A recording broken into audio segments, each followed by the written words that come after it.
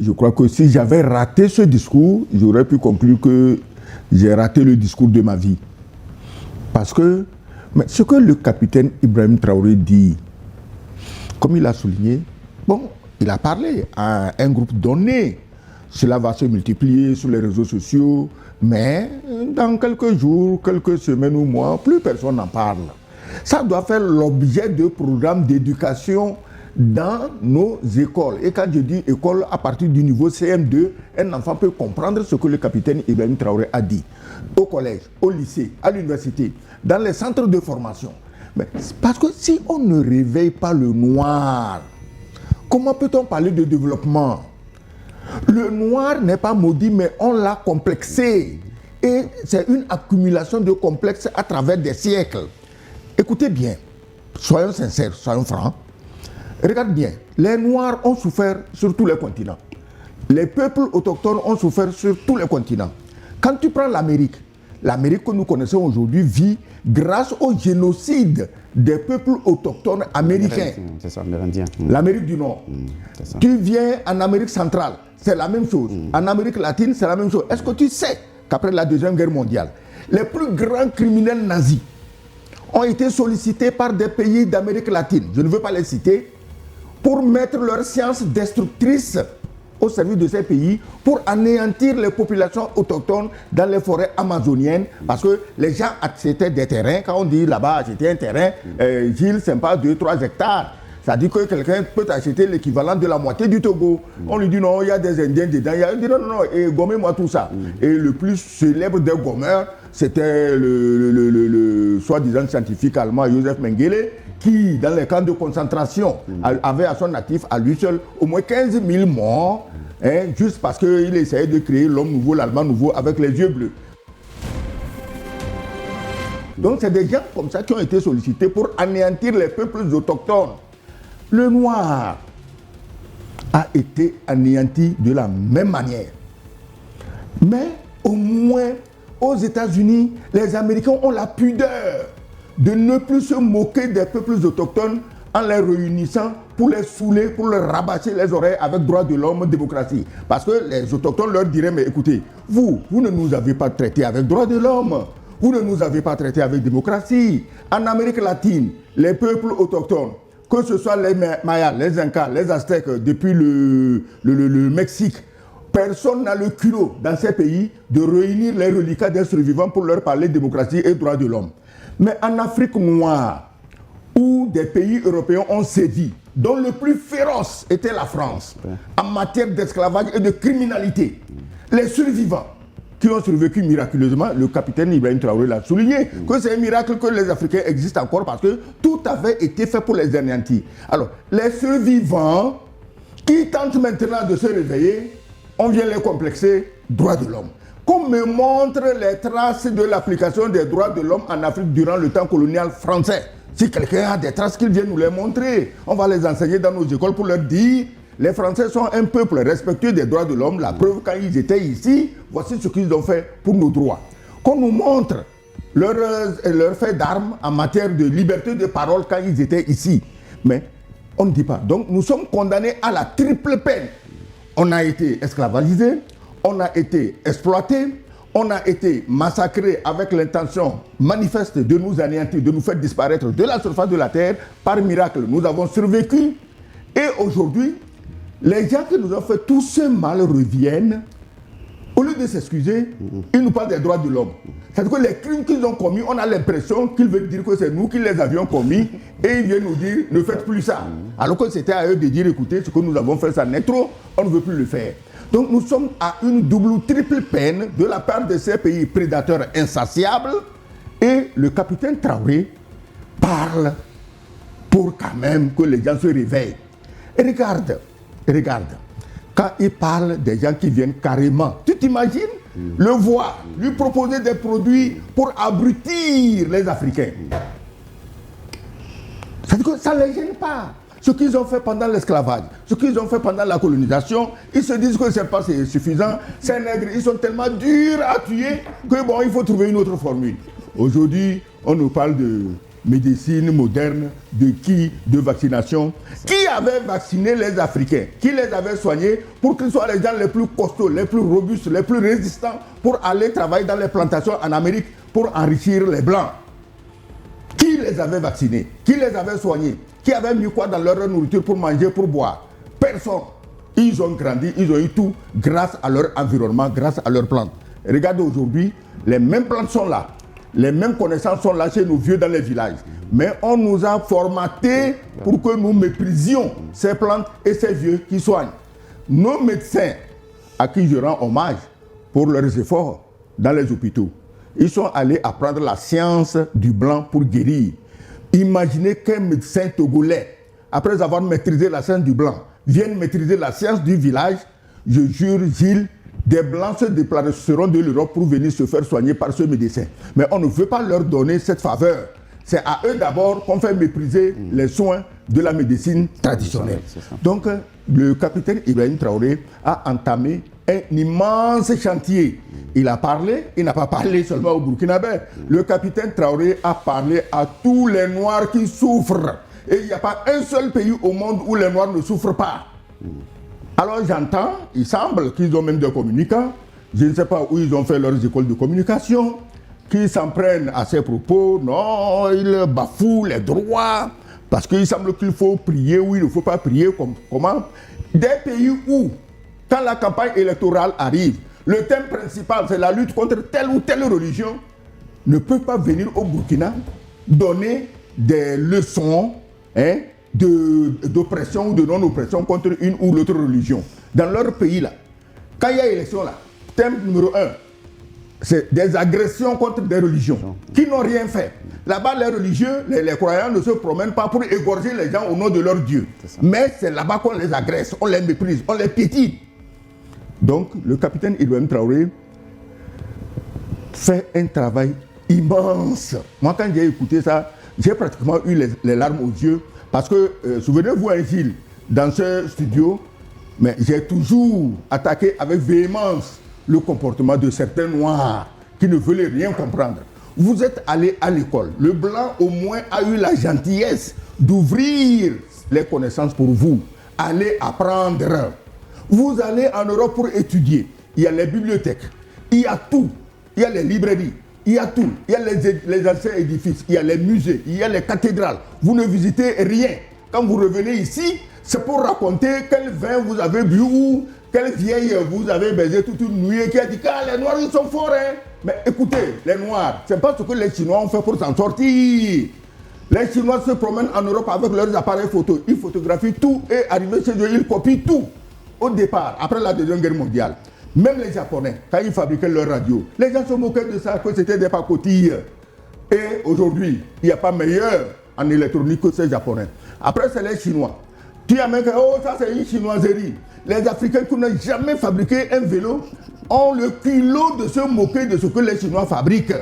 Et aujourd'hui, tous les Africains se précipitent à Guangzhou, à machin, pour acheter les produits chinois. Africains, quand est-ce que vous-même, vous allez fabriquer quelque chose? Ne serait-ce que tresser les paniers que vos ancêtres tressaient et travaillaient avec. Et rien, on est là. Voilà, la question fondamentale, le Noir, comment faire pour qu'il s'en sorte?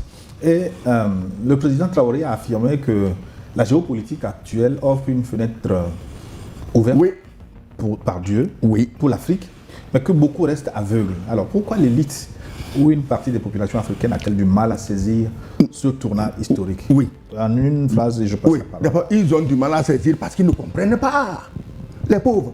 Quand on leur parle aujourd'hui du monde multipolaire, quand toute l'Europe devient hautement russophobe, poutinophobe, parce que Poutine veut créer un monde multipolaire, quand ils deviennent sinophobes, parce que les Chinois veulent créer un multipolaire, les Noirs ne réfléchissent pas pour comprendre, mais c'est quoi l'enjeu? Mais l'enjeu, c'est vous les Noirs. Parce que si le monde est multipolaire, vous allez vous libérer. Mais le Noir ne veut pas se libérer. Qui a donné l'exemple, c'est toi. Ça dit que, ou bien c'est Ibrahim Traoré, ça dit qu'on a enchaîné les Noirs. Toi, tu te bats, tu prends les risques pour aller les libérer. Et un des nègres enchaînés va appeler le maître blanc. Hé, viens voir là, il y a l'idiot de Noir là, il dit il veut nous libérer. On ne sait même pas de quoi il veut nous libérer. Viens. Voilà dans quoi on est. D'accord. Helman Thiogolso, vous avez fait le diagnostic. Moi, est-ce que ça vaut la peine de continuer à décrire les méthodes des prédateurs et la proie elle-même? Alors, par où faut-il commencer pour déchaîner le peuple noir? D'accord. Je vais donc commencer par là où tout a commencé. Parce qu'il est important des fois de faire une visitation des archives égyptiennes en ce qui concerne les papyrus et les connaissances mystiques. Parce que le continent africain est d'abord un continent de mystère. C'est pourquoi les Égyptiens l'ont appelé Kama. C'est-à-dire, pas seulement le continent des Noirs, mais c'est le continent du mystère. Les hiéroglyphes qui le précisent montrent clairement que c'est un continent qui est associé à tout ce qui est mystère, à la spiritualité. Lorsque les Grecs rendaient visite à nos ancêtres égyptiens pour apprendre la science, ceux qui étaient des apprenants, qui étaient des Égyptiens, posaient la question à leur maître, c'est-à-dire à nos ancêtres africains qui étaient donc leurs maîtres. Ils disaient, pourquoi les Blancs n'arrivent jamais à synthétiser biologiquement? Ce que je dis, c'est documenté, c'est précis. À synthétiser biologiquement les initiations conventielles, les initiations qui leur sont données dans les couvents. Et nos ancêtres ont dit, ils ne peuvent pas synthétiser ces initiations. Parce que dans les couvents, toutes les initiations deviennent forcément biologiques. Et ça devient transmissible de génération en génération. Et c'est là que le secret est sorti. Et le secret concerne la peau noire, notre peau noire. Ce n'est pas d'abord une question de mélanine, c'est la peau noire elle-même. Nos ancêtres l'ont appelé Kem ou Kama. Ils ont dit que dans l'aboutissement de la biochimie de notre corps physique, la peau noire, le corps du noir est le seul corps qui a complètement chimiquement abouti. Complètement et totalement. Dans son processus d'accomplissement depuis la dimension innée de son énergie à sa constructivité biologique, il n'y a pas deux corps qui possèdent la complétude en termes d'aboutissement de sa chimie que la peau noire. Et que les autres peaux que je vais qualifier de japhétiques et de sémitiques sont des peaux qui ont soit pas totalement abouti ou mal abouti. Et donc, la question de la peau noire se pose. Parce que après, il y a une partie de l'histoire qu'on ne vous compte pas. Comment les Noirs ont été attrapés, ont été enchaînés, ont été introduits dans les instances scientifiques. On a prélevé de la mélanine, on a déchiqueté leur peau. On voulait savoir quel était le secret qui fait que le noir n'arrive pas à disparaître de la planète Terre. Tout simplement parce que notre peau possède une chimie qu'on appelle la fertilité qui fait que, quel que soit Covid-19, 18, 52, quelles que soient les maladies, mettez toutes les peaux en place, la peau noire survivra, même dans les conditions climatiques les plus extrêmes. Le problème qui se pose aujourd'hui est là. C'est une question, ça peut gêner les gens, c'est une question de race. Ils ont compris que la peau noire est la plus grande richesse, au même titre que les ressources minières. Ce que ça contient, le mystère que ça contient, ils ont tout fait pour décrypter. Ils n'y sont pas arrivés. Quelle est la solution? Il faut démontrer à ces gens, créer une idéologie, créer des formes abjectes de spiritualité pour les repositionner dans une humiliation, pour les mettre dans un dispositif de manipulation et de contrôle. Le vrai problème du noir, c'est que le regard qu'il porte sur lui-même, on ne lui a pas donné la procédure pour se regarder. Quand il se regarde, il se voit moins, il ne se voit pas bien. C'est vrai qu'il a subi le traumatisme, mais il manque également de science pour prendre conscience de ce que vaut sa peau. Quelle est la relation? La relation, c'est que sur le plan métaphysique, il y a une relation entre la peau et la conscience. Si vous insultez quelqu'un par rapport à son corps, il réagit. Si vous dépigmentez quelqu'un, ça agit sur son psychisme. Il devient complètement instable. Parce que notre peau est une extrapolation de notre conscience. Et cela affecte irrémédiablement notre conscience. Exemple, les enfants du milieu, qu'on appelle les enfants mélangés de sang mêlé, blanc et noir, quand vous les prenez, regardez leur peau, regardez leurs réactions. Et donc, en réalité, tout se trouve au niveau de la richesse de la peau de l'homme noir. Maintenant, c'est à l'Africain de commencer à se poser la bonne question. C'est-à-dire, les autres savent au moins qui eux ils sont. Et ils agissent conformément à ce qu'ils sont. Détruire, c'est ce qu'ils sont. Et ils sont experts dedans. C'est leur nature. On ne va pas le leur enlever. On peut crier matin, midi, soir, ça ne changera rien à leur nature. L'antilope peut sauter, peut pleurer, ça ne fera pas du lion un herbivore. C'est leur nature. N'essayons même pas de les changer. Ce qu'il faut, c'est que l'Africain doit se réveiller. Et doit se réveiller en tant que tigre. Doit se réveiller en tant que ce qu'il est. Et s'il doit se réveiller, ça commence par le regard qu'il porte sur lui-même. Sur son identité corporelle, charnelle, qui influence qui il est. La valeur de la peau noire.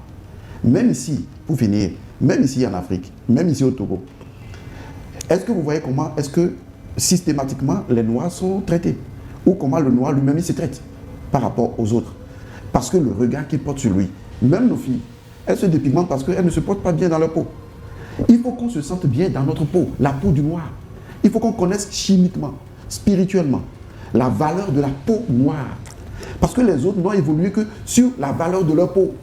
Et ils nous font comprendre que leur peau est la meilleure. Et c'est ce qu'ils enseignent à nos enfants. Mais ici, la peau noire, quelle est sa valeur? Pour moi, c'est par là que tout a commencé. Tout a commencé sur l'identité de la peau noire. Et si on veut remettre les choses à l'endroit, sortir ça de l'envers, il faut revenir. Parce que ce n'est pas par hasard qu'on est noir. Il faut se poser la question. Dieu n'est pas con. Dieu ne s'est pas réveillé un matin, il a dit, bon, ceux-là, je les crée noirs. Non, il y a une raison pour ça. Il y a un but pour ça. Il y a une valeur associée au fait d'être noir. D'être quand même la première civilisation. Il y a quelque chose qui est lié à ça. Un destin spirituel qui est lié à ça. La nature sait bien faire les choses et a placé chacun dans sa valeur intrinsèque pour l'équilibre de la nature. Mais si le noir ne retrouve pas son équilibre naturel identitaire, personne ne le fera à sa place.